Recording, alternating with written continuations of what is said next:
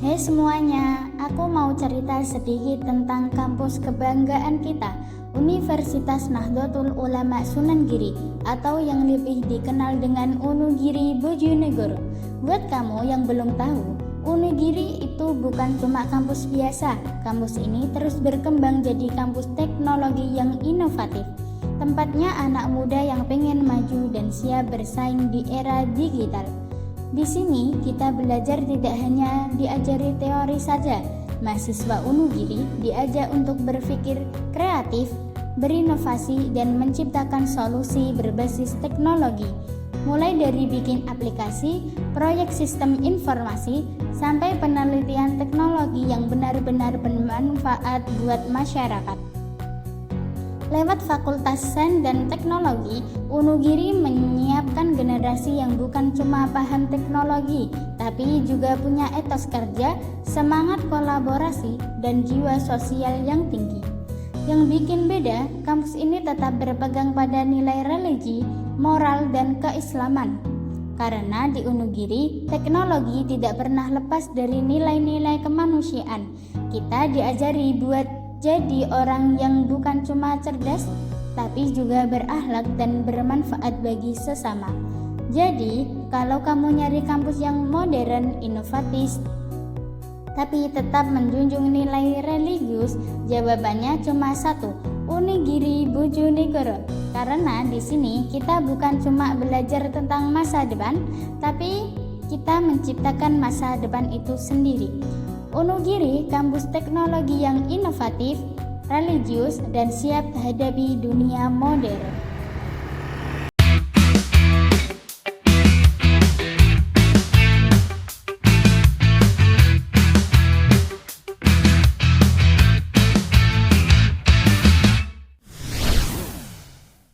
Halo semuanya, Assalamualaikum. Perkenalkan, nama saya Muhammad Rifan Fatani dengan NIM 231101037.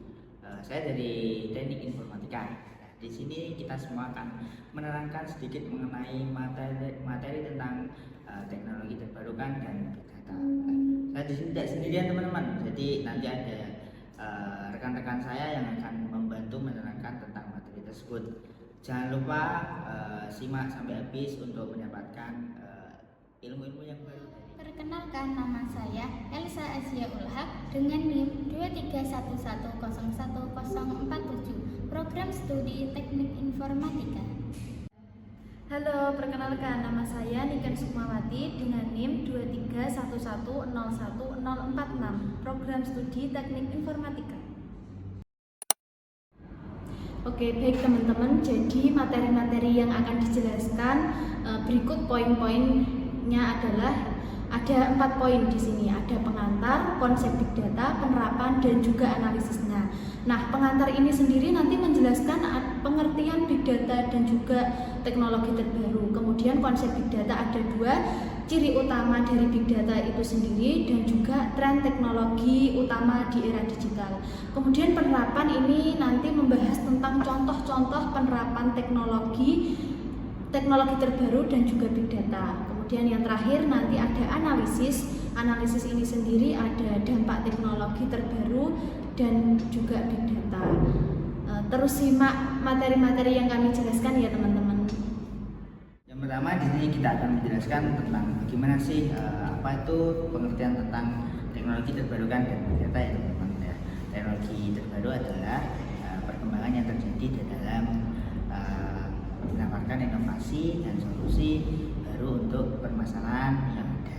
Jadi ini sangat berkaitan. Nah, sedangkan untuk big data adalah ini istilah yang digunakan untuk menggambarkan kumpulan-kumpulan data yang sangat besar dan kompleks yang selalu banyak untuk dianalisis dan diproses menggunakan teknik dan metode tradisional. Lalu konsep big data. Konsep big data yang pertama ada ciri karakteristik dari big data itu sendiri. Ada 5. Biasa dikenal dengan 5V. Ada volume, velocity, variety, veracity, dan value. Nah, volume ini sendiri menunjukkan seberapa besar sih data yang disimpan dan dikelola di dalam suatu sistem. Kemudian velocity ini menggambarkan kecepatan data dalam pengiriman dan juga pemrosesan. Kemudian yang ketiga ada variety, ini seperti keberagaman jenis data yang dihasilkan dan dikumpulkan. Kemudian yang keempat ada veracity, ini lebih ke merujuk pada tingkat keandalan dan juga kebenaran data yang dikumpulkan. Kemudian yang kelima ada value. Value ini adalah nilai yang dapat diperoleh dari data yang telah diolah. Kemudian konsep big data yang kedua ada tren teknologi utama di era digital. Ini ada contohnya kecerdasan buatan, AI, artificial intelligence, dan juga machine learning. Ini untuk apa? Untuk menganalisis data secara otomatis. Kemudian yang kedua ada Internet of Things atau biasa disebut IoT. Ini lebih ke alat-alat yang menghasilkan data sensor dari perangkat sehari-hari. Kemudian ada cloud computing. Ini sebagai infrastruktur penyimpanan dan pemrosesan data yang besar. Kemudian ada edge computing, ini lebih ke gunanya untuk pemrosesan data supaya lebih cepat di dekat sumbernya. Kemudian yang terakhir ada data analis dan visualisasi yang menampilkan pola dan juga insight dari data yang kompleks. Selanjutnya yaitu contoh penerapan teknologi terbaru dan big data. Contoh tersendiri yaitu ada bidang kesehatan, bidang bisnis, bidang transportasi, bidang pendidikan, dan bidang pemerintahan. Nah, bidang kesehatan sendiri yaitu untuk memprediksi penyakit dan menganalisis rekam medis elektronik pasien. Bidang bisnis berperan penting dalam memahami perilaku konsumen. Setiap aktivitas pelanggan seperti pencarian produk, pembelian, atau waktu akses aplikasi dikumpulkan dan dianalisis. Selanjutnya yaitu bidang transportasi. Untuk mengoptimalkan rute perjalanan dan memprediksi kemacetan seperti sensor kendaraan, GPS, serta data lalu lintas digunakan untuk memantau kondisi jalan secara real time. Selanjutnya yaitu bidang pendidikan dimanfaatkan untuk menganalisis performa siswa dan menciptakan sistem pembelajaran adaptif. Selanjutnya yaitu bidang pemerintahan memanfaatkan big data untuk mewujudkan konsep kota cerdas atau smart city. Data dari berbagai sumber seperti sensor lalu lintas, jaringan listrik, CCTV, dan sistem administrasi publik dikumpulkan untuk mengatur kota secara efisien. Sekarang saya akan menjelaskan dampak teknologi terbaru dan big data. Ada dua, yaitu yang pertama dampak positif dan dampak negatif. Dampak positif sendiri yaitu penerapan teknologi terbaru dan big data memberikan banyak manfaat bagi kehidupan manusia di berbagai sektor. Salah satunya yaitu dampak paling nyata adalah meningkatkan efisien kerja. Proses yang dulunya membutuhkan waktu lama kini dapat dilakukan secara otomatis dan cepat berkat sistem berbasis data. Selanjutnya yaitu dampak negatif. Di balik manfaat besar tersebut, penerapan big data juga memiliki beberapa dampak negatif yang perlu diperhatikan. Salah satunya adalah resiko pelanggaran privasi data.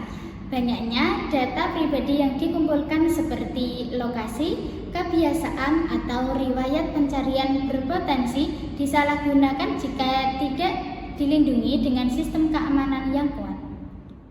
Baik teman-teman semuanya, sudah di penghujung acara ataupun penghujung presenter pada kali ini. Setelah disampaikan beberapa materi oleh rekan-rekan saya tadi, pada kali ini kesimpulannya teknologi terbaru dan big data telah menjadi peran utama dalam perkembangan era digital dan modern. Keduanya sangat membawa perubahan besar bagi kita, baik merupakan dari pola hidup kita untuk bekerja dan mengambil keputusan.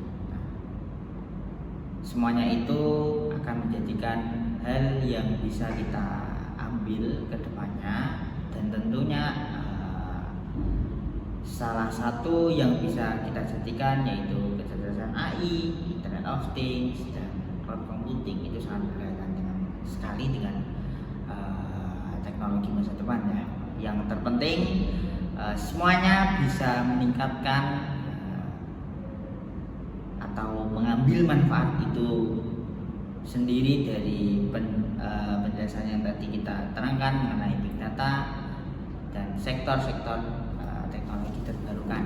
Jadi apapun yang menjadi kaitannya dengan big data dan teknologi terbarukan akan terus menjadikan itu sebagai suatu acuan ke depannya agar lebih baik seterusnya.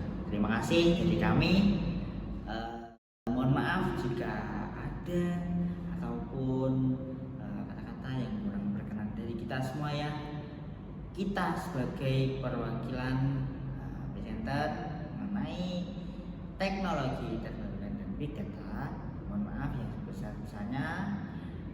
Sekian dari kami, Wassalamualaikum warahmatullahi wabarakatuh. Sampai jumpa kembali teman-teman.